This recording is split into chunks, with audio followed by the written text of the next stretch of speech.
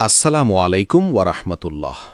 প্রিয় ভাই ও বোনেরা, জীবনের এমন কিছু মুহূর্ত আসে যখন চারপাশে তাকিয়ে মনে হয় সব আলো নিভে গেছে, সব দিকই অন্ধকারে ঢেকে গেছে। যখন তুমি একা বিছানায় শুয়ে কাঁদো, কারো সাথে তোমার কষ্টটা ভাগ করতে পারো না, তখন হৃদয়ের গভীর থেকে শুধু একটা প্রশ্ন বেরিয়ে আসে, আল্লাহ, আপনি কি আমাকে ভুলে গেছেন?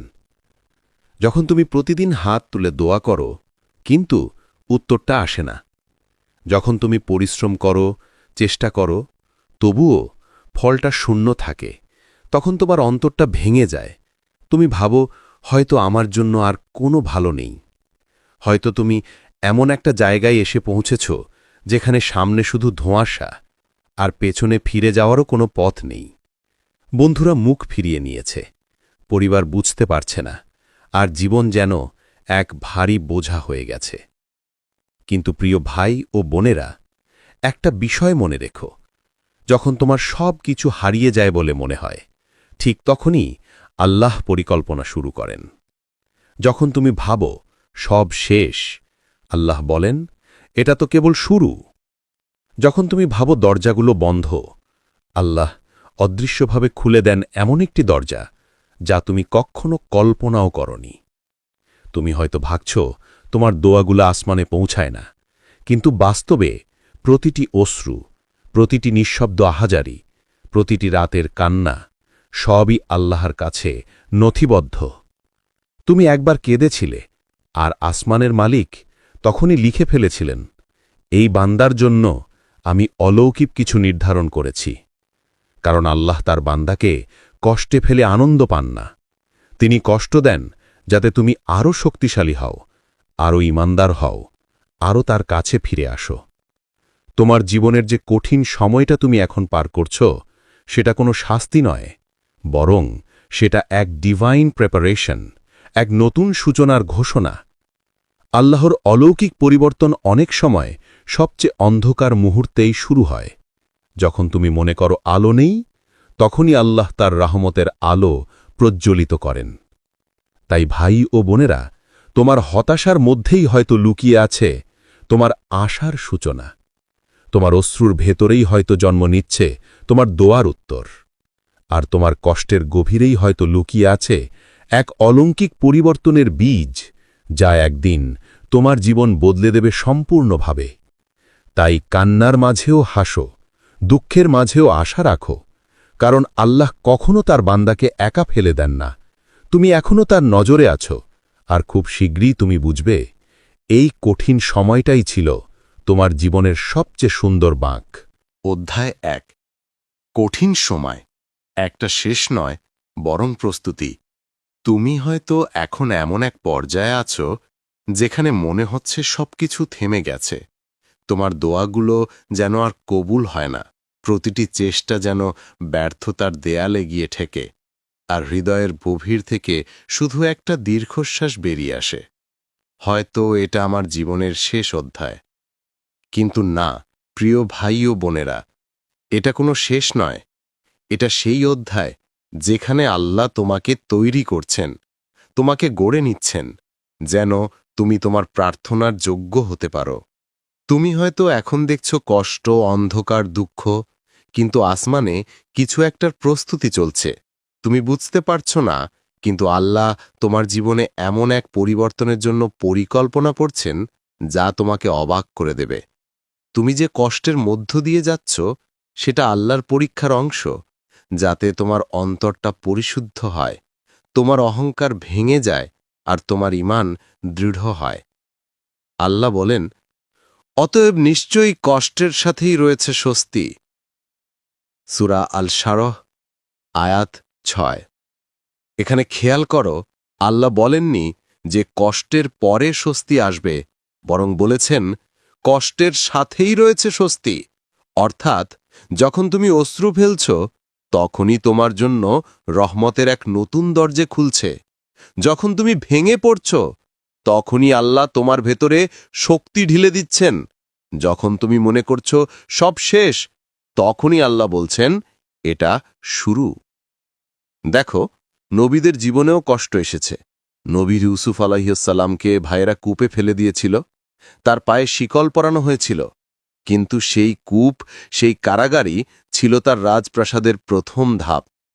নবী মুসা আলাইহিসসালাম ছোটবেলায় নদীতে ভেসে গিয়েছিলেন, যেন তার শত্রু ফেরাউনের বাড়িতেই বড় হন, আর একদিন সেই ফেরাউনকেই আল্লাহর আদেশে পরাজিত করেন। নবী আইয়ুব আলাইহিসসালাম হারিয়েছিলেন সবকিছু, সন্তান, সম্পদ, স্বাস্থ্য, তবুও তিনি বলেছিলেন, আমি তো কষ্টে পড়েছি, আর আপনি সর্বাধিক দয়ালু। সূরা আম্বিয়া আয়াত ৮৩। তিনি ধৈর্য ধরেছিলেন, আর আল্লাহ তাকে ফিরিয়ে দিয়েছিলেন আগের চেয়েও বেশি বরকত। তোমার ক্ষেত্রেও আল্লাহর নিয়ম একই। তুমি এখন যে কষ্টের মধ্যে আছো, সেটা আসলে তোমার দোয়ার প্রাক ভূমিকা।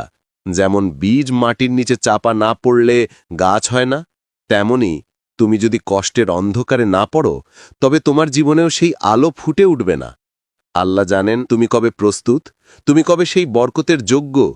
তুমি ভাবছ আল্লাহ দেরি করছেন, কিন্তু বাস্তবে তিনি তোমাকে শক্ত করে নিচ্ছেন, তোমার অন্তরকে প্রশিক্ষণ দিচ্ছেন, যাতে তার দেওয়া আশীর্বাদ তুমি সঠিকভাবে ধারণ করতে পারো। তুমি এখন যে কষ্টের ভেতর আছো, সেটা যেন পাহাড়ের নিচের চাপের মতো, যা একদিন তোমাকে হীরার মতো উজ্জ্বল করে তুলবে। তাই ভাই ও বোনেরা, কষ্টকে শেষ ভেবো না, এটা তোমার শুরু। এটা সেই অধ্যায় যেখানে আল্লাহ তোমাকে লিখছেন তার পরবর্তী অলৌকিক কাহিনীর নায়ক হিসেবে। তুমি শুধু একটু ধৈর্য ধরো। তুমি শুধু বলো, হে আল্লাহ, আমি জানি আপনি আমাকে প্রস্তুত করছেন। কারণ যেই মুহূর্তে তুমি এই উপলব্ধি করবে, সেই মুহূর্ত থেকেই তোমার পরীক্ষাই হয়ে উঠবে তোমার শক্তি। অধ্যায় ২। অলৌকিক পরিবর্তন আসে ধৈর্যের পরেই। প্রিয় ভাই ও বোনেরা, ধৈর্য এটা এমন এক শক্তি যা অদৃশ্য হলেও আল্লাহর কাছে অত্যন্ত মূল্যবান। মানুষ যখন ভেঙে পড়ে, তখন সে ভাবে এখন আর কিছু হবে না, কিন্তু আল্লাহ তখন বলেন, নিশ্চয়ই আল্লাহ ধৈর্যশীলদের সাথেই আছেন। সূরা বাকারা আয়াত ১৫৩। তুমি যদি মনোযোগ দিয়ে দেখো, প্রত্যেক নবীর জীবনে কষ্ট ছিল, পরীক্ষা ছিল এবং দেরিও ছিল, কিন্তু তারা কখনো হতাশ হননি, বরং তারা ধৈর্যের মাধ্যমে তাদের অলৌকিক পরিবর্তনের অপেক্ষা করেছেন। দেখো নবী ইউসুফ আলাইহিসসালামের জীবন। একদিন তাকে তাঁরই ভাইয়েরা ঘৃণার কারণে কূপে ফেলে দিল। অন্ধকার, একাকিত্ব, ভয় সব কিছুই ছিল সেখানে, কিন্তু ইউসুফ আলাইহিসসালাম তার ঈমান হারাননি। তিনি জানতেন, আমার প্রভু আমাকে কখনো একা ফেলবেন না। বছরের পর বছর কেটে গেল।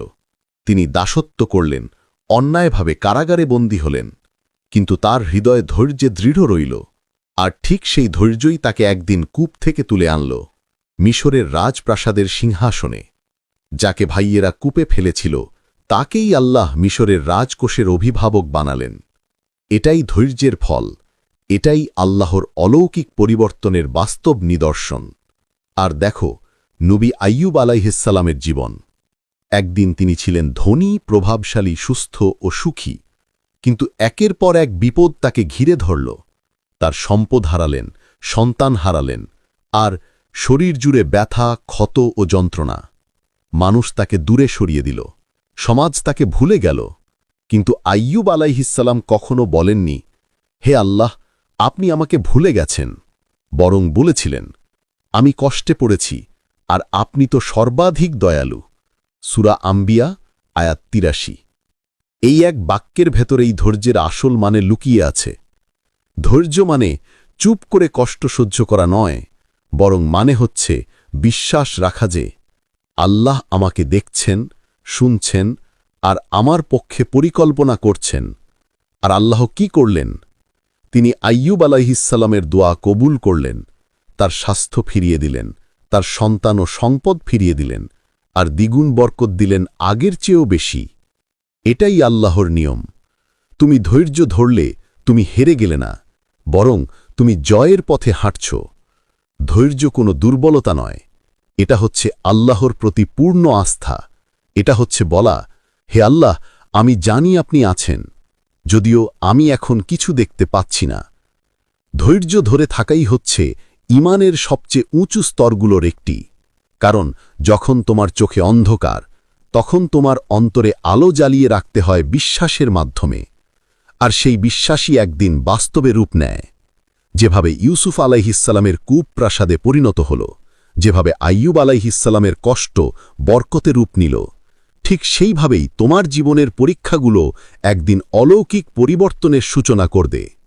তুমি শুধু ধৈর্য ধরো, তুমি শুধু তোমার অবস্থার মধ্যে থেকেও বলো, আমি বিশ্বাস করি আল্লাহর পরিকল্পনা আমার জন্য সবচেয়ে উত্তম। কারণ আল্লাহ যখন বলেন, নিশ্চয়ই আল্লাহ ধৈর্যশীলদের ভালোবাসেন, সূরা আলে ইমরান আয়াত 146, তখন বুঝে নাও তুমি যদি ধৈর্য ধরে থাকতে পারো তাহলে তুমি আল্লাহর ভালোবাসার তালিকায় অন্তর্ভুক্ত হয়ে গেছ। তোমার দোয়ার জবাব আসবেই, তোমার জীবনে আলো ফিরবেই। শুধু একটু ধৈর্য ধরে থাকো, কারণ প্রতিটি ঝড়ের পরই আসে সবচেয়ে নির্মল আকাশ। অধ্যায় 3। তুমি দেখছ দেরি, কিন্তু আল্লাহ দেখছেন নিখুঁত সময়। প্রিয় ভাই ও বোনেরা, তুমি কি কখনো এমন সময়ের মুখোমুখি হয়েছ যখন মনে হয়েছে আমি এতদিন ধরে দোয়া পড়ছি, তবুও কিছুই হচ্ছে না? তুমি হয়তো কেঁদেছ, নামাজের পর হাত তুলেছ, রাতে নিঃশব্দে আল্লাহকে ডাকছ, কিন্তু কোনো উত্তর আসছে না। মনে হচ্ছে যেন আসমান নীরব, দরজাগুলো বন্ধ, আর তোমার আর্তনাদ কেউ শুনছে না। কিন্তু বাস্তবতা হল, আল্লাহ কখনো নীরব থাকেন না। তিনি শুনছেন, তিনি দেখছেন, তিনি পরিকল্পনা করছেন। তুমি দেখছ দেরি, কিন্তু আল্লাহ দেখছেন সঠিক সময়। তুমি হয়তো এখন ভাবছ, কেন আমার দোয়া আজই কবুল হল না? কেন আমি এখনো কষ্টে? কিন্তু আল্লাহ বলেন, মানুষ তাড়াহুড়া করে, অথচ আমি জানি তার জন্যে কোন সময়টি উত্তম। সূরা আল ইসরা আয়াত 11। তুমি যে এখন অপেক্ষা করছ, এটা কোনো শাস্তি নয়, বরং প্রস্তুতি। আল্লাহ তোমার চাওয়া জিনিসটি দিচ্ছেন না, কারণ তিনি জানেন এই মুহূর্তে তুমি সেটা সামলাতে পারবে না। হয়তো সেই বরকত তোমাকে গর্বিত করে তুলবে, হয়তো সেই মানুষ তোমাকে ঈমান থেকে দূরে নিয়ে যাবে, অথবা হয়তো সেই রিজিক এখন তোমার জন্য বিপদ ডেকে আনবে। আল্লাহর পরিকল্পনা সবসময় তোমার দৃষ্টির বাইরে, কিন্তু তার সময় সবসময় নিখুঁত। যখন তুমি ভাবছ সব শেষ, তখন হয়তো আল্লাহ বলছেন, এখনো না আমার বান্দা, আমি এখনো তোমার জন্যে কিছু তৈরি করছি। যখন নবী ইউসুফ আলাইহিসসালাম কারাগারে বন্দী ছিলেন, তিনি কি জানতেন এই বন্দিত্বই তাকে রাজসিংহাসনের পথে নিয়ে যাচ্ছে? যখন নবী মূসা আলাইহিসসালাম সমুদ্রের ধারে দাঁড়িয়েছিলেন, পেছনে ফেরাউনের বাহিনী, সামনে গভীর সমুদ্র, তিনি কি জানতেন ঠিক সেই মুহূর্তেই আল্লাহ সমুদ্রকে দ্বিখণ্ডিত করবেন? তারা সবাই অপেক্ষা করেছিলেন, ধৈর্য ধরেছিলেন, আর আল্লাহ তাদেরকে তার নিখুঁত সময়ে অলৌকিক মুক্তি দিয়েছিলেন। তুমি যদি এখন তোমার জীবনে দেরি দেখো, তবে বুঝে নাও তুমি এখন সেই পবিত্র বিলম্বের সময়ে আছো, যেখানে আল্লাহ তোমার হৃদয়কে প্রস্তুত করছেন, তোমার ঈমানকে দৃঢ় করছেন, আর তোমার দুয়াকে আসমানের নির্ধারিত সময়ে পাঠাচ্ছেন। কারণ কখনো কখনো দেরি মানে ধ্বংস নয়, দেরি মানে সুরক্ষা। আল্লাহ তোমাকে কিছু থেকে বাঁচিয়ে রাখছেন, যেটা তুমি ভাবছ তোমার জন্যে ভালো। তুমি কাঁদছ কারণ চাওয়া পূরণ হচ্ছে না, কিন্তু আল্লাহ হাসছেন, কারণ তিনি জানেন যখন তুমি সেই সময়ে পৌঁছাবে, তুমি বুঝবে কেন তিনি আজ তোমাকে থামিয়ে রেখেছিলেন। ভেবে দেখো, যদি প্রতিটি দোয়া সঙ্গে সঙ্গে কবুল হতো, তাহলে আমরা ধৈর্য, তাওয়াক্কুল আর ঈমানের মিষ্টি স্বাদ পেতাম না। আল্লাহের দেরি আমাদের শেখায় বিশ্বাস মানে দেখা নয়, বিশ্বাস মানে ভরসা রাখা। তুমি এখন হয়তো এক কঠিন পথ পাড়ি দিচ্ছ, কিন্তু সেই পথই তোমাকে নিয়ে যাচ্ছে তোমার দুয়ার গন্তব্যে। শুধু তুমি হাঁটতে থাকো, তোমার দোয়া থামিও না, তোমার ভরসা হারিও না, কারণ যখন সঠিক সময় আসবে, তখন তোমার কষ্ট এক মুহূর্তে বদলে যাবে কৃতজ্ঞতায়। আর তুমি বলবে, আল্লাহর দেরিই ছিল আমার জীবনের সবচেয়ে বড় রহমত। অধ্যায় 4। অলৌকিক পরিবর্তনের পূর্বে নিস্তব্ধতা থাকে।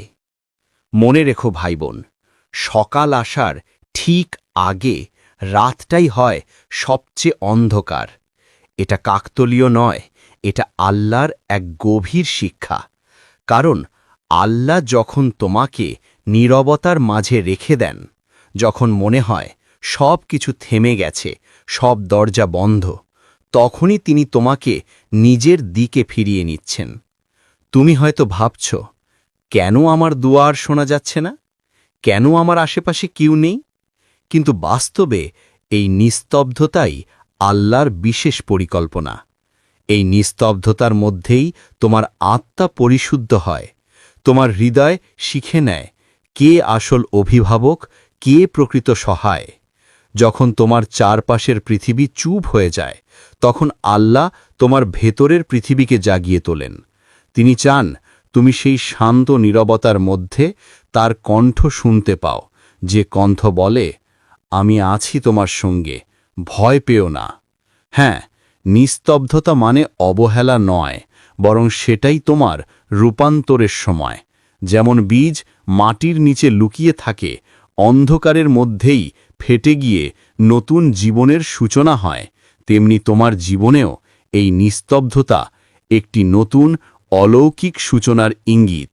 তাই হতাশ হয়ো না, এই নীরবতাই আল্লাহর পক্ষ থেকে আসা এক রহস্যময় প্রশিক্ষণ।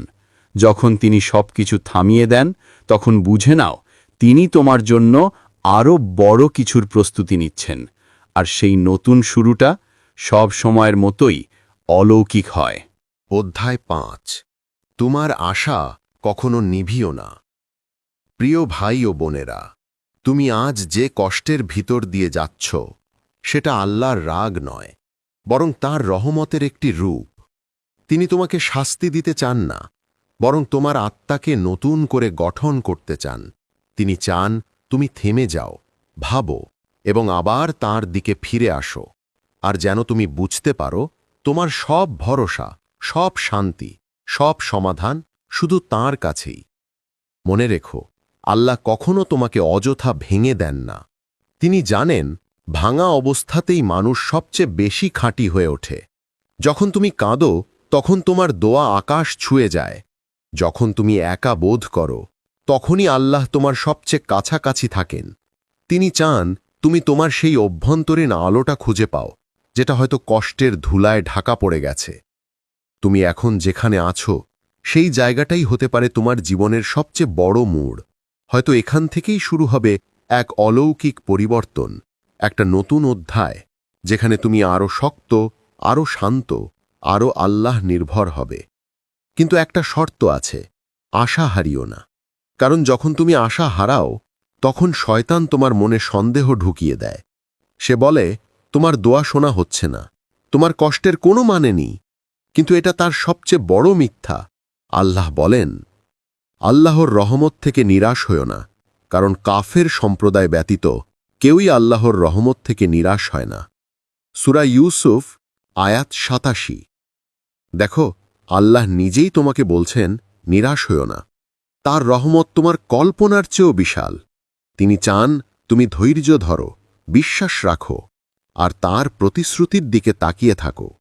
কারণ যে ব্যক্তি আল্লাহর ওপর ভরসা রাখে, আল্লাহ তাকে এমন পথে সাহায্য করেন, যে পথের কথা সে নিজেও কখনো ভাবেনি। তুমি শুধু আল্লাহর দিকে ফিরতে থাকো, তুমি শুধু তোমার আশা বাঁচিয়ে রাখো, আর দেখো তোমার অন্ধকার কেমন করে আলোয় ভরে ওঠে, তোমার কান্না কেমন করে সাক্ষী হয় তোমার অলৌকিক পরিবর্তনের। প্রিয় ভাই ও বোনেরা, যদি আজ তোমার জীবন অন্ধকারে ঢেকে যায়, যদি চারপাশে কোনো আলো না দেখো, যদি দোয়ার পর দোয়া করেও মনে হয় আকাশ যেন নীরব, জবাবহীন, তাহলে ভয় পেও না। জেনে রাখো, তোমার গল্প এখানেই শেষ নয়। এটা কেবল সেই অধ্যায়, যার পরেই শুরু হবে এক নতুন অধ্যায়, যেখানে আল্লাহ তোমার জীবনে আনবেন এক অলৌকিক পরিবর্তন। তুমি হয়তো এখন কাঁদছ, কিন্তু একদিন এই কান্নার কারণেই তুমি হাসবে। আজ যে কষ্ট তোমাকে ভেঙে দিচ্ছে, কাল সেই কষ্টই তোমার শক্তি হয়ে দাঁড়াবে। কারণ আল্লাহ কখনো তার প্রিয় বান্দাকে অযথা কষ্ট দেন না। তার প্রতিটি পরীক্ষা, প্রতিটি দেরি, প্রতিটি অন্ধকার একটা নিখুঁত পরিকল্পনার অংশ। আল্লাহর কিতাবে বারবার বলা হয়েছে, নিশ্চয়ই আল্লাহর সাহায্য নিকটবর্তী। সূরা আল বাকারা আয়াত 214। তুমি শুধু ধৈর্য ধরো, তুমি শুধু তোমার ঈমানকে ধরে রাখো। যখন তুমি মনে করবে সব শেষ, ঠিক তখনই শুরু হবে তোমার জন্য নতুন এক দরজা, যেটা খুলবে এমনভাবে যাতে তুমি বুঝবে আল্লাহ কখনো তোমাকে ভুলে যাননি। তাই আজ এই মুহূর্তে তোমার হৃদয়ে আশা জ্বালিয়ে রাখো, কারণ যতক্ষণ তোমার আশা বেঁচে আছে ততক্ষণ তোমার অলৌকিক পরিবর্তনের গল্পও চলছে। বিশ্বাস রাখো, আল্লাহর পরিকল্পনা তোমার চিন্তার চেয়েও নিখুঁত, আর তার রহমত তোমার কল্পনার চেয়েও গভীর। যদি এই ভিডিওটি তোমার হৃদয় ছুঁয়ে যায়, তবে মন্তব্যে একটি আলহামদুলিল্লাহ লিখে জানাও আর তোমার প্রিয়জনদের সাথে শেয়ার করো। হয়তো তোমার এক শেয়ার কারো ভেঙে পড়ার হৃদয়ে আবার নতুন করে আলো জ্বালিয়ে দেবে। আল্লাহ তোমাকে ধৈর্য, শান্তি ও শক্তি দিন। জাজাক আল্লাহু খাইরান। আসসালামু আলাইকুম ওয়া রাহমাতুল্লাহি ওয়া বারাকাতুহু।